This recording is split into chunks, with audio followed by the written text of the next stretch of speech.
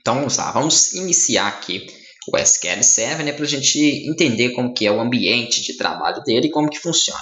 Digita aí na barra de pesquisa SQL ou vem aí em todos os programas que aqui você vai ver as versões que tem aí instalada. Quando você instala 2014, ele instala alguns pacotes da 2008, mas ele não instala aqui, né, o Manage Studio, somente da 2014. Então abre aqui o SQL Server 2014, clica sobre SQL Server 2014 Migramente Studio, que ele vai abrir então aqui o servidor SQL, que é onde nós vamos então trabalhar aqui, né, com a criação do banco de dados, a criação das tabelas, o desenvolvimento em geral. Toda vez que você iniciar o seu servidor, ele vai querer saber com qual conta você vai aqui fazer login. Eu posso logar com a própria autenticação do meu Windows, que é o usuário que eu tenho aí, né? Nesse caso meu usuário aqui cursos, e a senha que você colocou para este usuário do sistema, nesse caso o meu não tem senha, né? Esse meu usuário aqui nesse computador não utilizo senha. Se eu utilizasse, eu deixaria então a autenticação do Windows. Aqui ele já puxa aqui cursos, ó, senha como não tem, ele nem vai habilitar o campo para que eu possa colocar.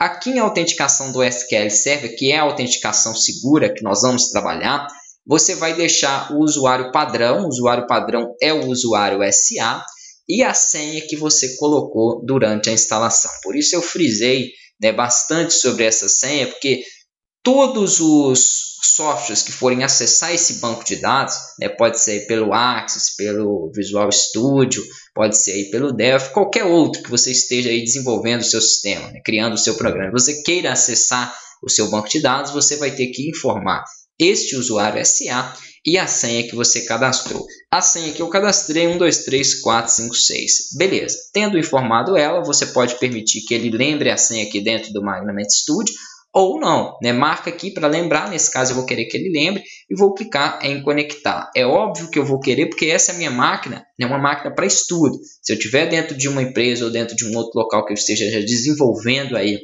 o meu sistema, né, e não achar seguro habilitar essa opção, obviamente eu não aconselho que vocês habilitem. Aqui acima ele vai ter então alguns menus com algumas ferramentas aí de consultas, né, de abrir novos bancos de dados, salvar, etc. Nós utilizaremos depois essa barra de ferramentas.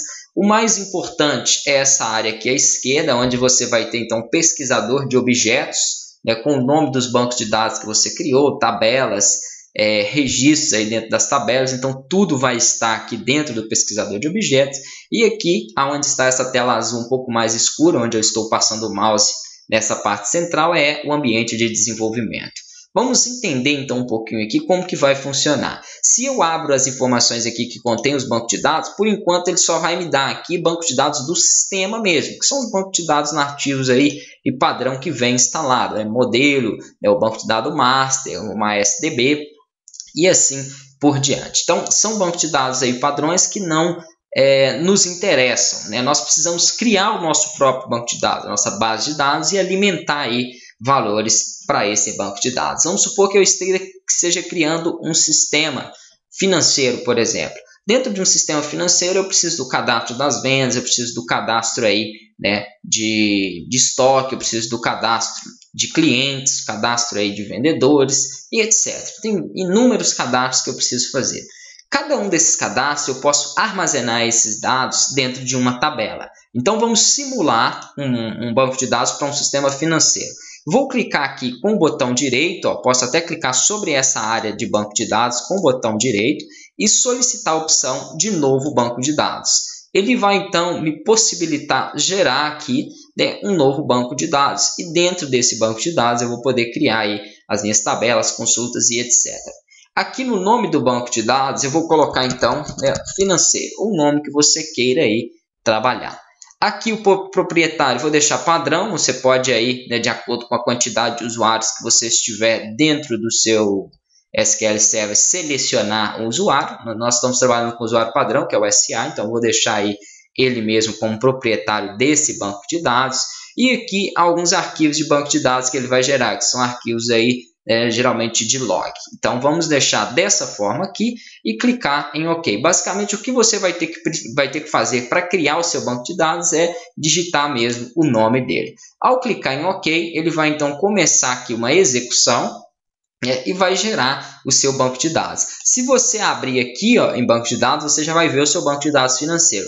Caso isso não aconteça, é só você clicar com o botão direito sobre essa área e pedir para atualizar. Em alguns momentos nós vamos precisar atualizar para que ele mostre os registros aqui, né, que forem inseridos. Então já tenho aqui o meu banco de dados criado. Essa é uma das formas. Eu posso trabalhar também, né, via consulta, como eu vou mostrar para vocês depois, onde a gente digita os comandos aqui SQL para que sejam aí criados então banco de dados, tabela e etc.